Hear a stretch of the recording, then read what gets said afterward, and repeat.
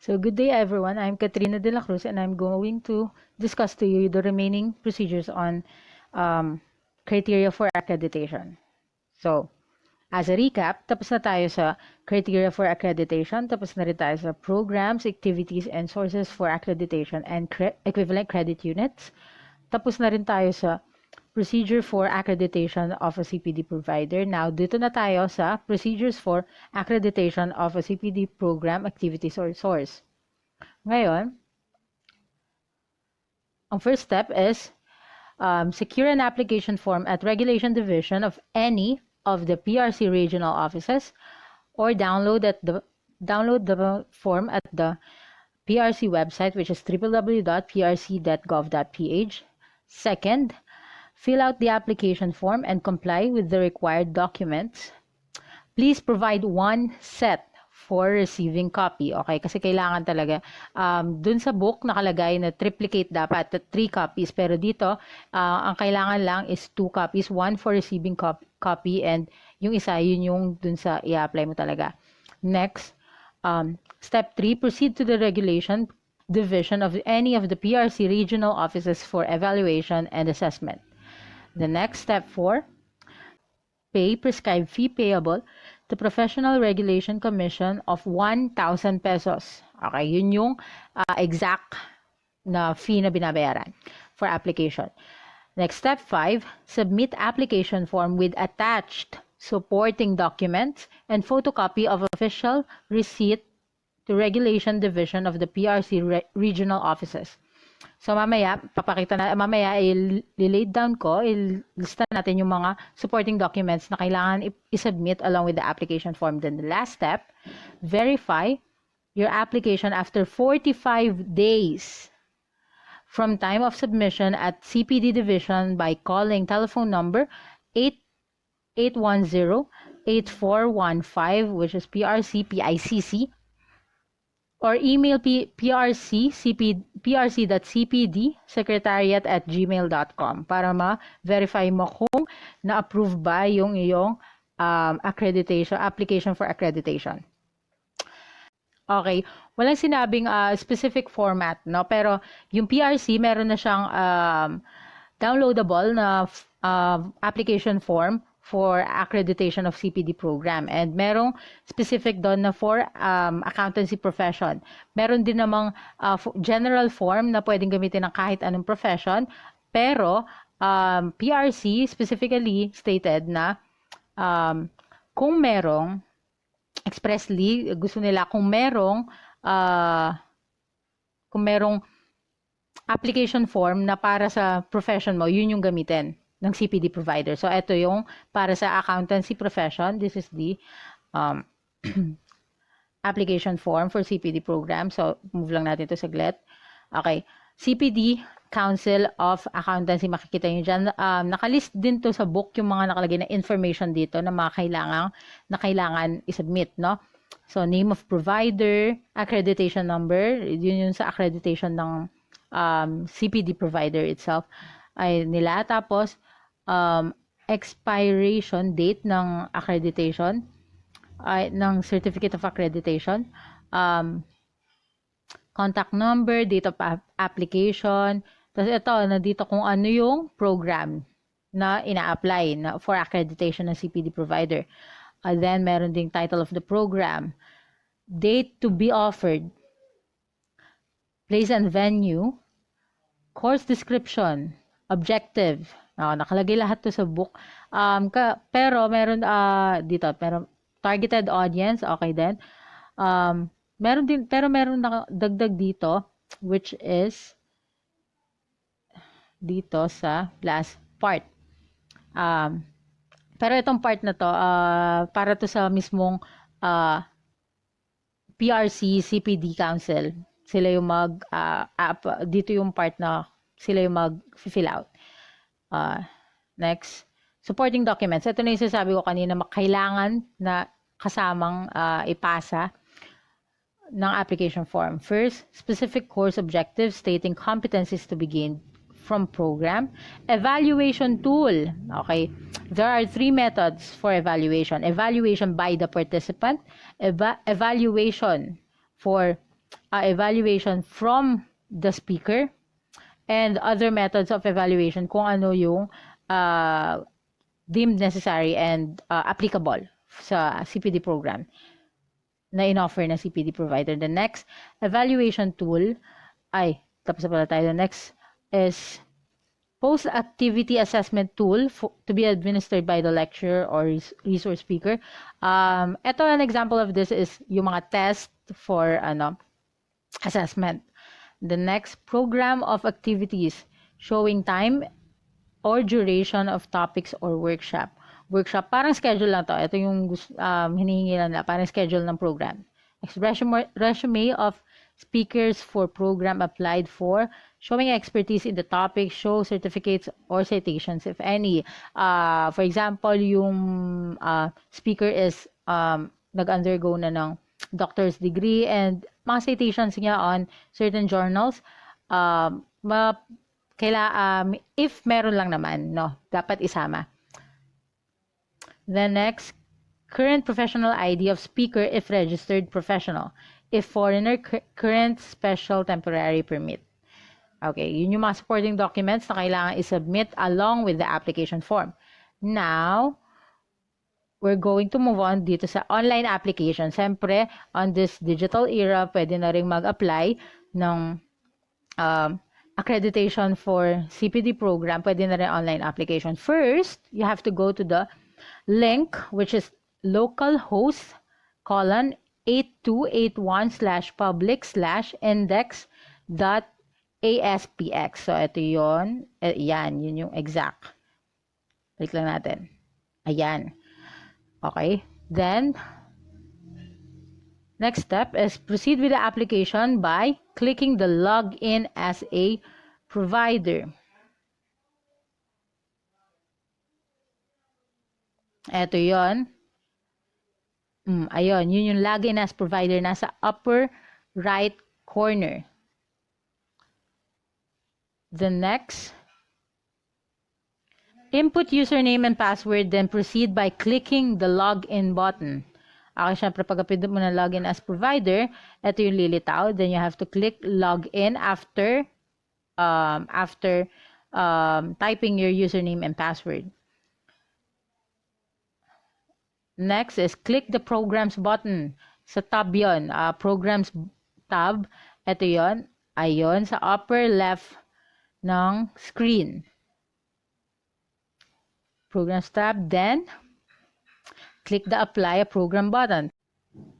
After mo pindutin yung program tab, lilitaw ito. Ayan, lilitaw yung screen mo. And you have to click the apply a program button. Nasa upper right corner. Not technically corner, upper right side. Okay. Then, next step is fill up the program details. Kasi may lilitaw na form dyan. Ito yon, which includes title of the program, program type, profession, accountancy, should be here. Then course description, objectives, katulad lang din sa kanina. Registration fee nung mga participants na mag-a-attend ng i-offer na program. The next, target number of participants. Then program hours. Kasi specific yung hinihingi ng PRC regarding that. Then fee, if any, kailangan kasama din yun. If libre yung seminar, then you have to specifically mention it. Okay. Next step is, after filling up, click the submit button. So, may submit button tayo dito sa ilalim. Ito ang pinaka-ilalim, nakalagay yung, okay, yung kasama pa to dun sa i-fill up yung date ng start ng program, and then completion date ng program, and then venue. Then you have to click submit. Tapos, then, after submitting, click the proceed button to proceed. Okay. Okay, confirmation lang to kung gusto niya.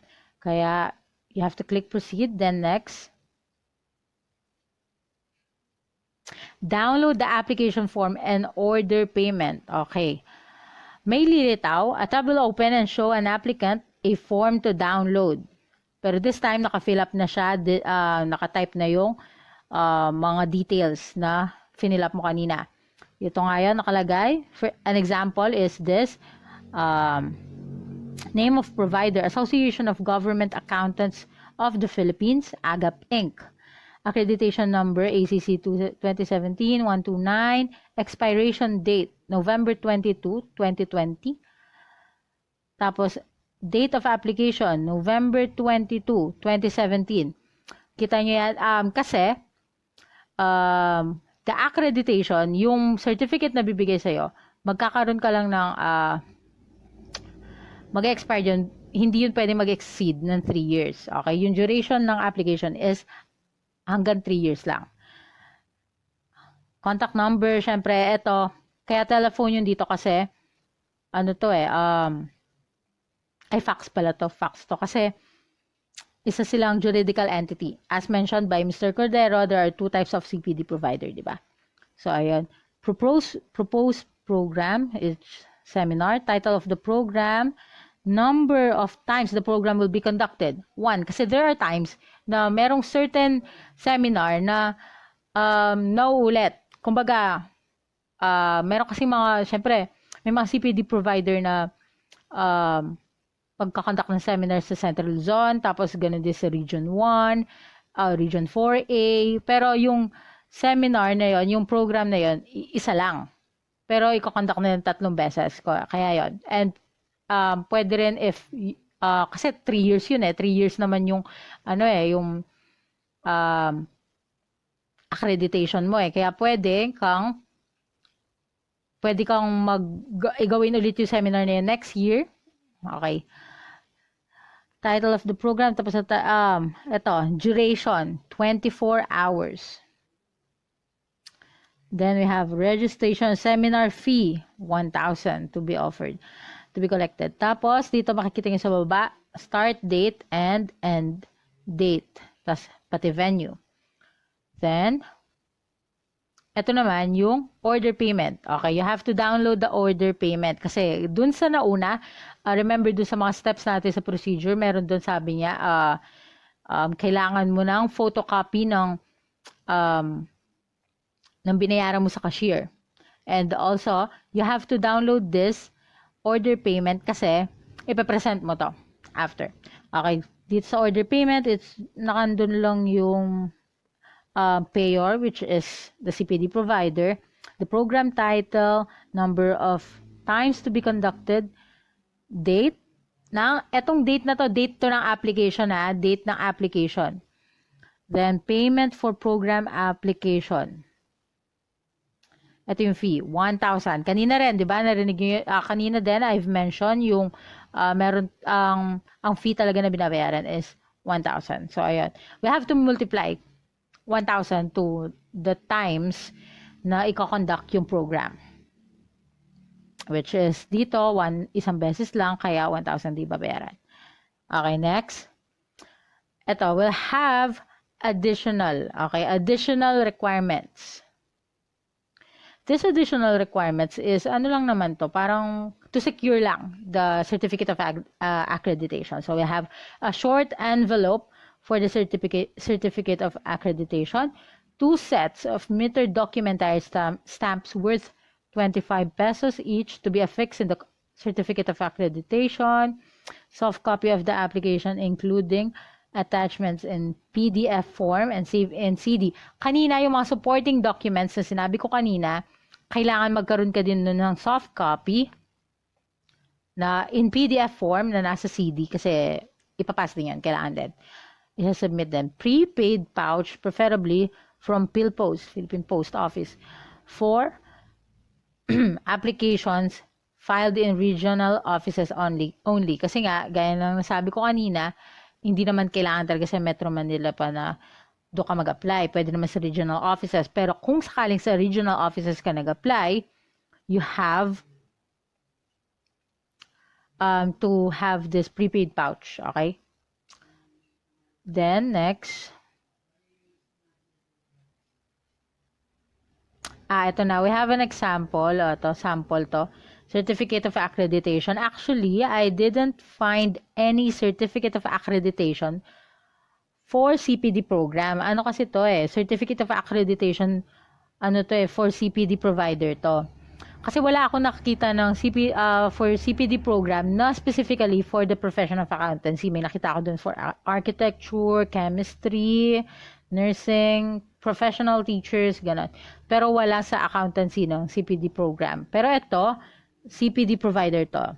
Kita dyan, Royal Institutions Inc., yung address, for having completed the requirements for continuing professional development as CPD provider, for CPD provider talaga to, in accordance with the revised guidelines of the continuing professional development for all registered licensed professionals as set forth by the PRC.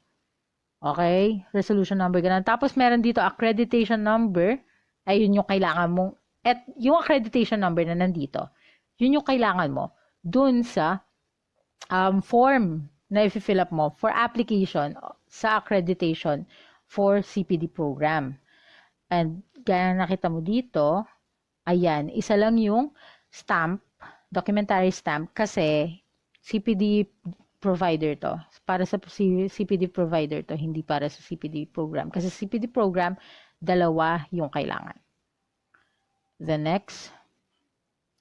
Okay, should take note. Okay, important notes to. Application for accreditation should be filed 45 days before. Wala kasi to sa book, okay? Or nabago siya from the book. Before the offering of the program or training. Ito, walang nakalagay kung kailan mo isasubmit. Basta mag-submit ka before. No? Pero ito, it said na 45 days before. Okay. I just don't think, wala kasing specific or expressly na sinasabi kung kailangan na eksaktong 45 days or after, or on or before, no, 45 days na counting. Pero yan, 45 days before the offering of the said program. Next, representative filing, hindi to maiiwasan, okay? Especially sa mga juridical entity CPD providers, hindi maiiwasan na representative yung mag-file ng application nila. Kung sakali man na representative ang mag-file, kailangan ng authorization letter, valid identification card ng CPD provider, chairman of the CPD provider, yung signatory doon, and yung representative. The period for processing is, the application is 45 days. Ganun pa rin, mag-start pa rin yung counting dun sa date, from the date of application, dun sa example natin yung online application that is March 5, sabi niya. So, dun mag-start yung bilangan ng 45 days ng process. Pero sa book kasi nakalagay, it's 30 days. Pero, iba na siya ngayon, yung updated, it's 45 days na ang for approval. The next, if additional requirements are needed, a period of 15 days is given to submit the same. Okay. From the date of application, ni-require ka ng PRC CPD Council nag-require siya ng additional requirements from you, yung date of submission or yung period of submission nung hinihingi niyang additional requirements should start from your date of application, 15 days thereon. Ito sa akin lang, pero wala naman specific na pero sa tingin ko, logic lang kasi, for logical purposes, di ba? 45 days yung process. Kaya 15 days, para may remaining 30 days pa for evaluation from the PRC-CPD Council regarding your application. Kaya sa tingin ko, ganun. Then lastly, payment fee. Payment of fees could only be, okay, tandaan, in form of cash, postal money order, manager's check, and bank draft. Yun lang yung pwede mong gamitin as payment. Okay? Yun lang yung tinatanggap nila. Okay? So, tapos na tayo sa procedures for accreditation of a CPD program, activity, or source. Lastly, sa post-accreditation requirements. Okay? So, after receiving your certificate of accreditation, First, after na to ng CPD program, ha? Step 1, secure completion report form at Regulations Division of any of the PRC regional offices or download the form at PRC website, which is, as I've mentioned, www.prc.gov.ph. Next is fill out completion report form and comply with the required documents. Please provide one. Kailangan pa na isa pang copy for receiving, na isa pang set for receiving copy. Next, proceed to Regulations Division of any of the PRC regional offices for submission. So, ayun ang ating procedures for submission of completion report. Okay, this is the form from PRC ng completion report. Kagaya na nakalagay sa book, hinihingi niya ang name of provider, provider accreditation number, expiry date, okay? Mas common naman tong contact number. Okay, then we have title of the program, program accreditation number. Yun yung dun sa specific na certificate of accreditation for CPD program. Dito yun. Then date of accreditation, kung kailan mo na-receive yung certificate of accreditation mo for CPD program. Then, date started ng program, date completed, ganun din. Venue, total number of participants. Yung kanina, target number lang. Kasi nga, hindi ka pa sure kung lahat ng slots is mapupuno, no? Then we have, pero dito, total number of participants na. Then, date applied. Applied netong completion report. Okay? So, we have executive summary. Okay. Ito yung sa baba. If legal yung gagamitin mo, legal, what do you call this one? Legal size, isang page lang to. Isang page lang sila. Pero if, yun nga, letter, which is short band paper, mag-iisat kalahating page sila. So, ito yung part 3, acknowledgement. I hereby, agree with the PRC privacy notice. So, lagi na kasing kailangan to since the Data Privacy Act. No? So, ayan. Then, supporting documents. As I've mentioned kanina sa step, there are only 3 steps. Yung sa pangalawa is yung kailangan mo magkaroon ng mga supporting documents and yung i-fill out yung application form and magkaroon ng supporting documents as a whole set, no? Hard and electronic copies of registration and attendance sheets. Hindi siya hard or electronic copy, Kailangan kailangan both. You have hard copy and electronic copy. Kaya preferably Excel format, mas madali kasing ma-scan or paano ba yun? Matignan, ma-evaluate ng if in Excel format siya. Then actual program of activities with the list and profile of lecturers. Nasa book din to.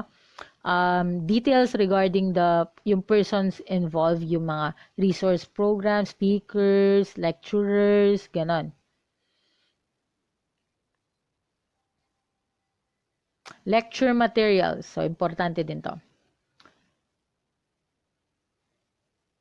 Summary of evaluation of resource persons in tabular form. Summary of evaluation of learning of the participants. Financial report. Then we have financial report. Wala siya sa book natin. Hindi ko, wala namang sinasabi na bigla na latest lang na kailangan, na lately lang kinailangan ng financial report, pero kailangan daw siya. Walang explanation yung PRC regarding this. Then we have relevant photographs. Mga ano lang, documentation, mga picture ng seminar, ganon. Souvenir magazine, if available. Then, you should take note that, ito. The completion report must be submitted within 30 days after the CPD program offering and must include the monitor's report. Ito nagbago din, 30 calendar days. Dun sa book natin, it says 15 days after offering. Kumbaga, mas, mas binigyan na ng liberty, binigyan ng mas maraming time for submission. and must include monitor support. Okay? Monitor support, ang monitor is the secretariat, no? Mamaya, titignan natin yung sample ng monitor support. Then we have, the CPD Council shall have the right to specify additional requirements if deemed necessary and appropriate. Okay, gaya na nakalagay sa book, yun yung limited, okay? Will not be limited pala. Sabi niya, yun yung requirements. Yung requirements na laid down sa book is not limited to only those. Pwede kasing magdagdag yung CPD ng additional requirements if sa tingin niya, kailangan. That is the end of our report. Then we have procedures for exemption of CPD providers, CPD provider and CPAs, registered CPAs, and sanctions then will be tackled by Ms. Manansala.